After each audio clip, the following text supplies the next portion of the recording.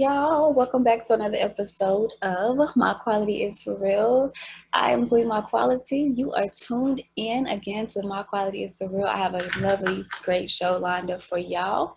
I have an author and CEO. She has a boutique and she just wrote a children's book called Harleigh's Hair, inspired by her daughter. And so I thought that was really cute. So we're going to bring her on in just a minute. I hope you all are having a wonderful, wonderful day. Hey, ma'am. Oh, hey. Hey, How are you? good. How are you doing? I'm good. I'm good. Thank you so much for taking time out of your day to let me ask you these questions to come on my show. No problem. Congratulations on your new book. Thank you. Sorry, I'm trying to turn the volume up. Oh, no, you okay? I can't hear. Yeah, Can you hear my me? internet. Okay. Yes, I can see you. Wait, hold on. Okay. All right. So we're gonna get into it again. This is My Quality is for Real. I have real talks with quality people who have real purpose, and I'm gonna be interviewing Miss Megan Bradley. I was gonna say Gary because that's your email address, but Miss Megan Bradley, another Fort Worth native. From Fort Worth. I'm from Fort Worth, and so I know I went to school with your husband. I don't remember you from Poly, but I went to Poly like my freshman year. I went to Trimble Tech. Oh, okay. So I was like Yeah. a freshman. They was like seniors. So I remember him. And then he also is a teacher. My youngest brother was in his class. So I always talked about Mr. Kevin. But yeah, I just want you to, just talk to you about your new book that you just wrote, inspired by your daughter. We're really going to get into that because, hair is really important to us, Yes. especially Yes. as Black women. We go through so much with our hair. So Right. I really dig that idea to even put that and make a book about it, and especially inspired. You say your mom and your daughter. So just give me a little background about yourself and let the people who don't know a little bit about you. Okay. So pretty much what you said. I'm from Fort Worth. I've been here my whole life. I am so Texas to the heart. I absolutely love Texas. Um, I did go to Trimble Tech. I'm pretty much a product of the projects. I was raised in Butler Housing Projects for about 10 years, which is another reason why I kind of grind the way that I do to kind of show that there are other options. Mm-hmm. We have a lot of purpose inside of us. We don't have to be where we come from. Being a product of where you come from is not a bad thing. So Right. So I do work with Early Head Start. I still work a full-time job. But my passion has always been to write children's books. I've been doing it for about 10 years, but it was just so easy to publish my daughters. It was easy for me to do that one. But I have tons written out. We'll see how many more I could get published. Okay. So this is the first one. And so I haven't read it yet. I haven't got my copy yet, but just give us a little insight about like what is it that inspired you to necessarily write it about so is it about your daughter? And just kind of give us the backstory and why you wanted to publish this one. Oh, I wanted to show. Oh. Okay. So it was just a catchy phrase, Harleigh's hair. So of course my daughter name is Harleigh. It's more so this, I kind of just use this as something she'll have to go back on. So when she has bad days or whatever, she has some low self-esteem days, which most girls, they do. She can say, well, my mama thought enough about me to write a whole book about me. So you kind of have to accept that you are who you are and love who you are the way that you are, But it's actually inspired by my mom because my mom suffered from alopecia. Before she passed away, she actually was probably 95% like bald. And I have always suffered from hair loss even when I was younger. Like I would just wake up and patches would be gone out of my head and it would eventually grow back. But you know, you kind of got to see that it's really tough for a young girl in school. So when I had my baby, she had like so much hair. Like her sideburns was all the way down here. Even on the sonograms, they told me that she was going to have a lot of hair. Well, it just began to break when she was like 10 months old. And so I put my insecurities onto her. And I worried, and I tried so many products, so many expensive products. She has eczema as well, so you have to be careful with what you put on her hair and her skin. And I finally just became okay with it. You know, it's like, she's beautiful. Her hair is beautiful. I know how to comb hair. I started braiding her hair, so I haven't braided anyone else's hair. I'm learning. I'm growing through my daughter. So the book is in reference of me and my mom and the struggles that I had. And I feel like the struggles my mom held back.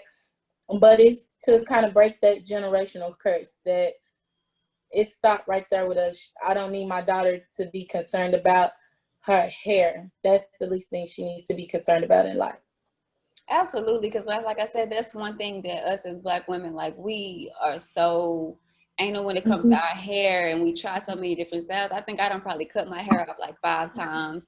I done had every color, every hairstyle, you know, but it was more so rooted in, you know, like you said, those generational curses, like being insecure about it. Like, I don't necessarily, I wouldn't say like hair loss, but I do, like, I had this patch in the back of my head that just won't do right, and it won't, you know, it won't grow. And so I found myself even being, you know, insecure about it, and like my birthmark is in my head. And so trust me, like, it's really good, especially writing it as a kid book, because that's where it all starts. That's where, you know, we start to get those insecurities as kids. And so if you nip it in the bud before it even starts, and, you know, she's already growing up knowing that she, like you said, she doesn't, that her hair, your hair should be the least of your worries. You know, we're not, just like the song said, we are not our hair, you know. And so I think that that's really, really, really dope. Really, really dope. Thank so you said that you've written other books, and so this is your first one, so we can be expecting more.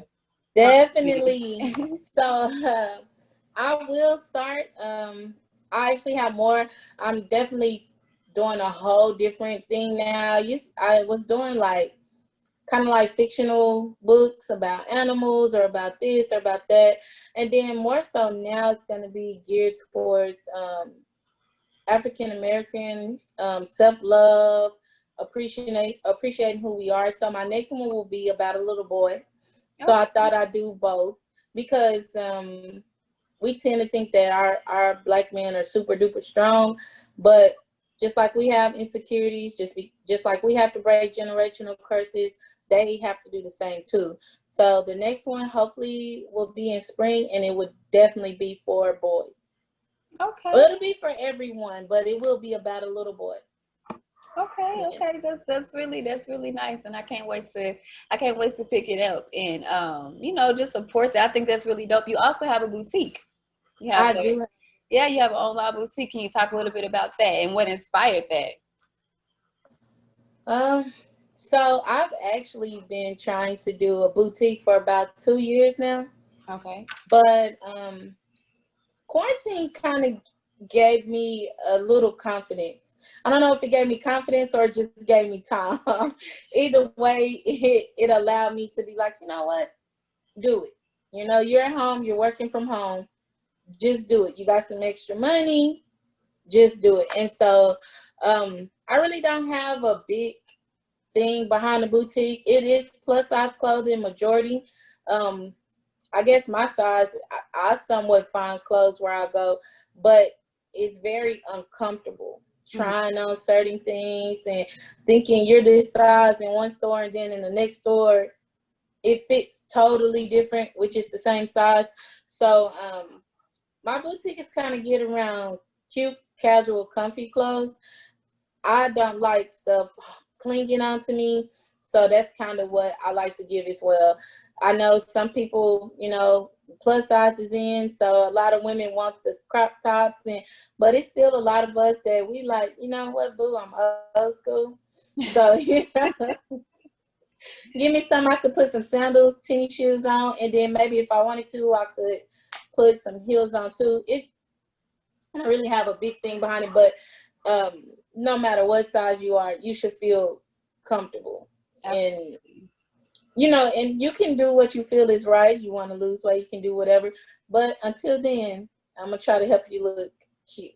So Okay, I like that. I like that. And again, like kind of to piggyback off what you said at the beginning about, where we come from. And I just want to, just applaud you on your grind and how, you took a situation and turned it into something. And I really think that's dope. I'm from the South Side. So Butler and the South Side is pretty, we oh, I'm Southside too.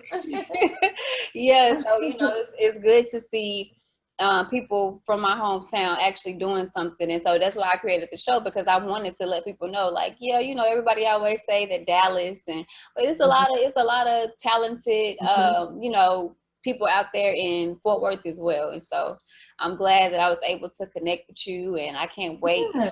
just to see where you just blossoming into. I wanted to ask you, kind of touch more about, like I said, about our hair. Had with you said that you had an experience as far as like hair loss or whatever, and your mom suffered from alopecia. Like that had to be hard, and you had to necessarily, like, because you would never, looking at you now, you would never think that, you know what I'm saying? So what type of advice would you give to anybody out there that may be dealing with that, and how did you get that confidence to to be better at that? I definitely still don't have the confidence. Okay. I'm definitely still working on that, because you have different factors. Mm-hmm. It wasn't just my hair. It was being overly developed. What is in right now was not great for me as a 14-year-old girl. You know what I mean? So very overdeveloped, So it all just kind of goes together. So I can't say that I necessarily have a grip on it, or that I have this amazing confidence. But what I decided to do was say, it is or it's not. You know what I mean? Either way, your life continues. As long as you're still getting up, you have to take advantage of that moment. And every day, it's not going to be a cute day. It's just not. So you can try your best and get out there and put your best foot forward, or you could sit, or you could be in the dumps about what today brings. Just like I took some pictures recently for my book. Okay, well, I was hot girl Meg on there, so I see you with the legs out, and right, okay. right. But that's once every now and again, and I'm okay with that. I'm okay with not having long nails. I'm okay with not wearing bundles. I'm okay with not wearing lashes. I embrace that from other women. I think it's dope. I think we are dope, but you have to channel who you are, where you are, and you cannot get so caught up in the looks of life that you forget what your true purpose is. We have so much purpose on the inside of us that our looks should be the least of our worries. So I can't really just say, hey, girl, I finally realized I was a dime. I don't have that in me yet, but I do know I have so much more to give.